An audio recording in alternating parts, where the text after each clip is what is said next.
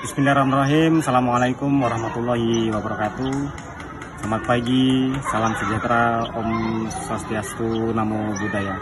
Salam semangat serta Jambore Ketika 2024. Saya Sabdani SPDSD, Kepala Sekolah SD Negeri 015 Lambasamo, sebagai salah satu peserta Jambore GTK 2024 mengucapkan pada seluruh peserta selamat mengikuti Jambore GTK 2024.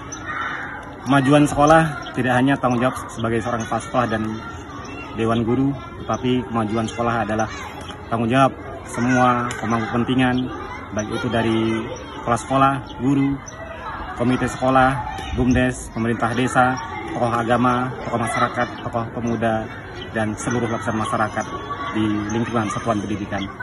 Dan salah satu peningkatan kualitas pembelajaran adalah tersedianya sarana pendukung untuk meningkatkan kualitas pembelajaran di sekolah tersebut. Dan salah satu praktek baik yang kami laksanakan di sini adalah program sedekah mutlak jariah yang kami cetuskan bersama seluruh lapisan masyarakat di lingkungan satuan pendidikan kami. Dan program ini sudah berjalan 3 tahun. Semoga program ini bermanfaat bagi kita semua. Amin ya rabbal alamin. Akhirul kalam, wassalamualaikum warahmatullahi wabarakatuh. SD Negeri 015 Ramasamo adalah sebuah sekolah yang berada di Desa Marga Mulia, Kecamatan Ramasamo, Kabupaten Rokan Hulu, Riau. Sekolah ini terletak di tengah pemukiman warga dengan akses masuk yang mudah terjangkau dan berada di depan pasar mingguan, yaitu pasar yang dilaksanakan setiap hari Senin seminggu sekali. Untuk kondisi bangunan sangat sederhana dengan 7 rombel, 6 digunakan untuk proses PBM dan 1 rombel untuk ruang majelis guru dan ruang kepala sekolah. Jaringan akses internet sudah bagus, namun sayangnya sarana dan prasarana masih kurang memadai seperti drum band, proyektor, layar proyektor, terakhir kelas, dan laboratorium agama. Ini ada beberapa tantangan yang kami hadapi di berbagai tahap pelaksanaan, yaitu di awal program, kemudian di pelaksanaan, dan di setelah pelaksanaan. Untuk di awal program, kesulitan yang kami hadapi yang pertama adalah kesulitan dalam mendapatkan donatur. Mencari dan meyakinkan donatur untuk berpartisipasi dalam sedekah mutlak jariah, ini adalah tantangan tersendiri. Tidak semua orang siap mendonasikan dana tanpa kejelasan manfaat langsung. Yang kedua, kurangnya kesadaran dan sosialisasi. Tidak semua masyarakat paham tentang pentingnya sedekah mutlak jariah khusus untuk sekolah, sehingga butuh waktu dan usaha untuk meningkatkan kesadaran. Yang ketiga, perencanaan dan perorganisasian. Membuat perencanaan yang jelas termasuk pembagian tanggung jawab, target donasi, dan distribusi dana bisa menjadi tantangan jika tim tidak berpengalaman. Kemudian kepercayaan masyarakat. Bagaimana transparansinya dan akuntabilitasnya dari pihak kami, baik itu sekolah, komite, BUMDes, itu sangat penting. Karena kurangnya kepercayaan masyarakat pada kami atau pihak pengelola sebagai pengelola dana itu bisa menghambat pengumpulan donasi. Nah, itu tantangan di saat awal pelaksanaan. Nah, di saat pelaksanaan, yang pertama adalah tantangannya koordinasi dan kolaborasi. Ini harus melibatkan berbagai pihak seperti sekolah, guru, komite, pemerintah desa, BUMDes, tokoh masyarakat, tokoh agama, tokoh pendidikan, serta tokoh pemuda. Ini seringkali membutuhkan koordinasi yang baik. Tantangan ini akan muncul jika ada miskomunikasi atau perbedaan visi. Kemudian yang berikutnya adalah pengelolaan dana yang transparan. Memastikan bahwa dana yang terkumpul dikelola secara transparan dan sesuai peruntukannya atau kegunaannya. Jika tidak ada sistem akuntansi yang baik, ini bisa memunculkan kecurigaan.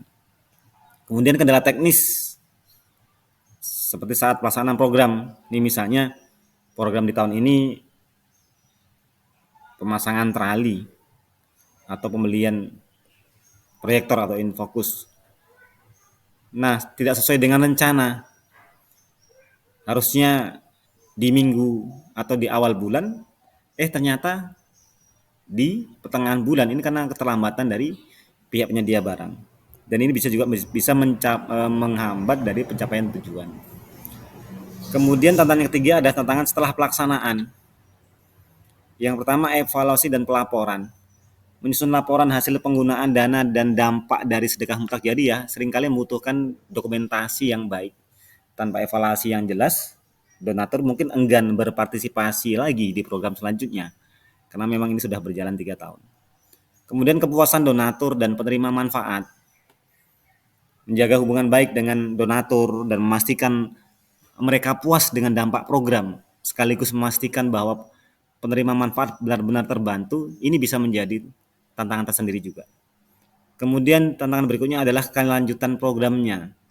Nah, setelah program selesai, tantangan besar lainnya adalah mempertahankan program ini, bagaimana keberlanjutannya atau dampaknya jangka panjang dari apa yang telah dibangun atau diadakan. Sekolah bisa saja masih memerlukan dukungan tambahan untuk perawatan fasilitas atau pengembangan lebih lanjut. Nah, itu adalah tantangan-tantangan yang kami hadapi, baik itu di awal program, di saat pelaksanaan program, dan setelah pelaksanaan program. Rapat koordinasi dengan seluruh lapisan masyarakat. Sebelum pelaksanaan rapat dengan wali murid, kita koordinasi dulu dengan seluruh lapisan masyarakat. Setelah itu menentukan kapan pelaksanaan rapat komitenya. Kemudian mengundang seluruh lapisan masyarakat Desa Marga Mulia beserta wali murid SD Negeri 015 Rambasamo. Kemudian mensosialisasikan keadaan keuangan dan penggunaannya sebelum rapat sedekah mutlak jariah. Baik itu dari dana BOS, hasil kebun sawit, yang tujuan keterbukaan dalam pengelolaan keuangan sekolah. Kemudian rapat program pengadaan atau rapat wali murid. Kemudian sedekah mutlak jariah ini kami serahkan kepada seluruh masyarakat untuk pengelolaannya dan untuk pelaksanaannya. Infak jariah mutlak pembangunan musola meraih berkah menuju surga. Saya mulai. Bapak Ibu wali murid SD 015 Rambasamo meraih berkah menuju surga. Mantap. Tapi saya lihat saya ini kayak ceramah karena saya ini kiai.